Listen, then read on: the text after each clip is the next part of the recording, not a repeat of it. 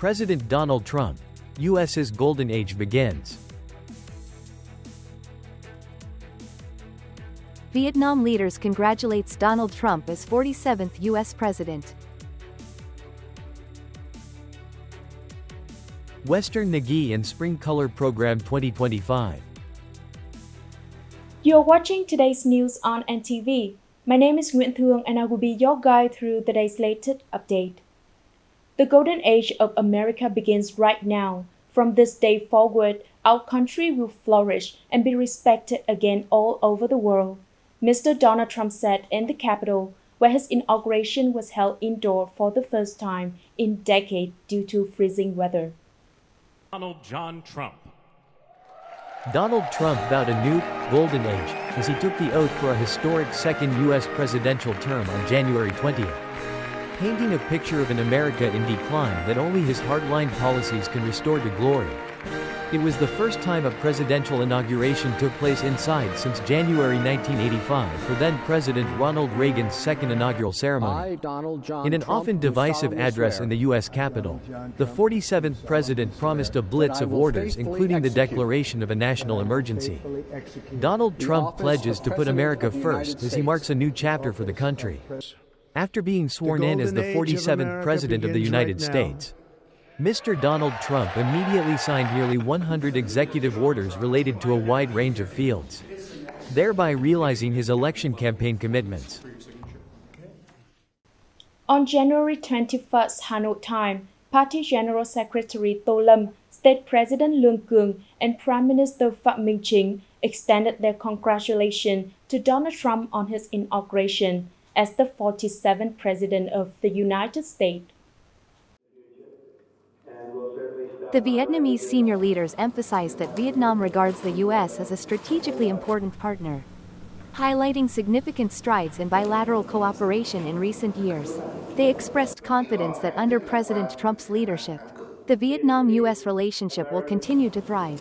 This growth will be maintained on the basis of mutual respect for independence, sovereignty, and political systems, contributing to regional and global peace, stability, cooperation, and sustainable development. On the same day, Vice State President Vo Tien Xuan sent a congratulatory message to U.S. Vice President James David Vance.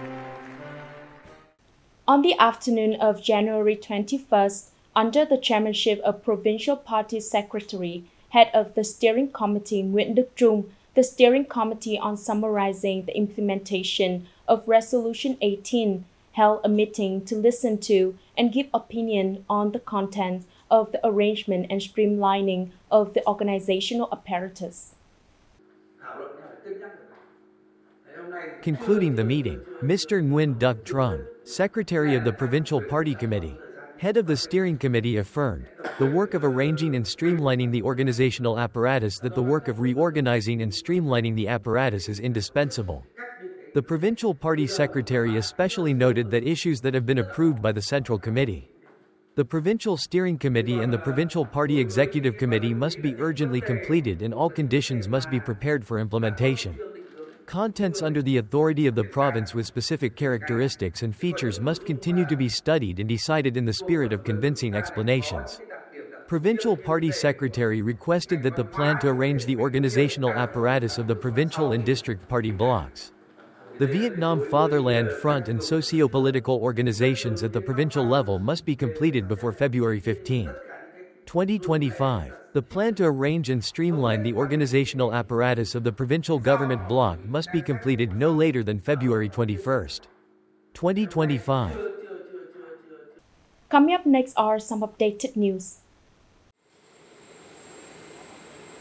Prime Minister Pham Minh Chinh, accompanied by his spouse and a high-ranking Vietnamese delegation, touched down at Zurich Airport on the night of January 20th, local time, commencing a working visit to Switzerland, during which the Prime Minister will attend the 55th annual meeting of the World Economic Forum, WEF, in Davos and engage in bilateral activities.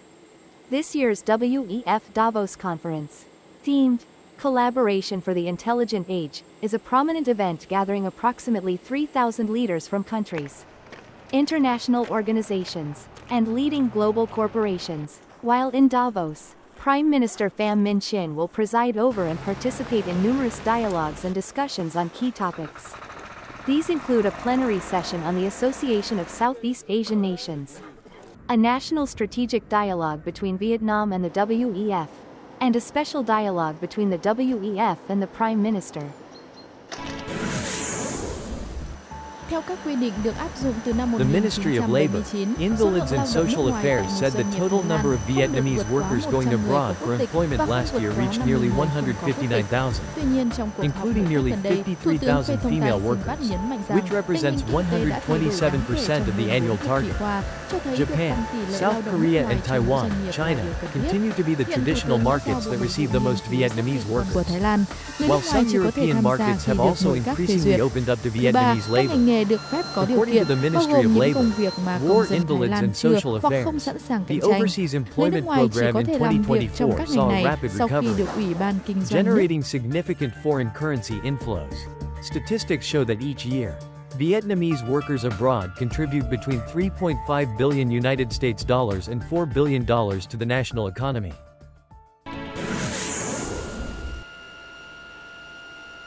Hamas confirmed that the second batch of Palestinian prisoners in exchange for Israeli detainees will be released as scheduled on January 25.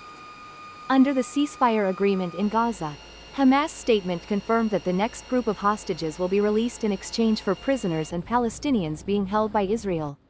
Earlier, media outlets reported that Hamas had planned to release the next group of prisoners in Gaza January 26. One day later than originally expected under the ceasefire deal. On January 19, Hamas handed over 3 hostages, Gonen, Damari and Steinbrecher, to representatives of the International Committee of the Red Cross. The organization soon handed over the 3 hostages to Israeli forces in the Gaza Strip.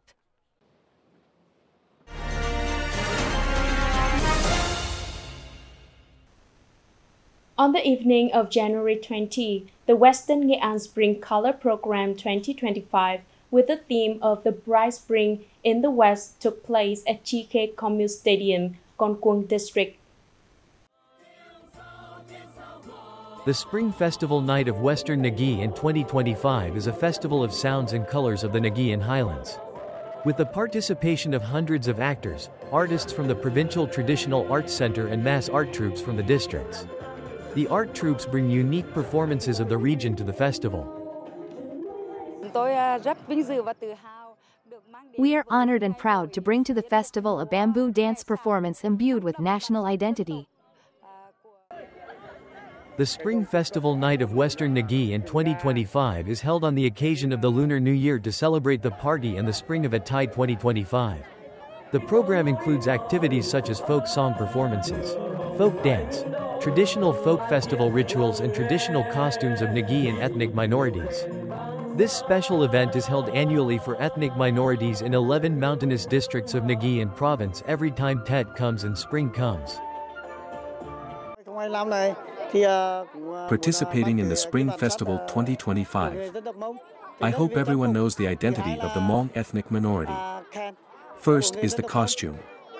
Second is the panpipe. The highlight of the festival night was the art program, The West is Radiant Under Spring.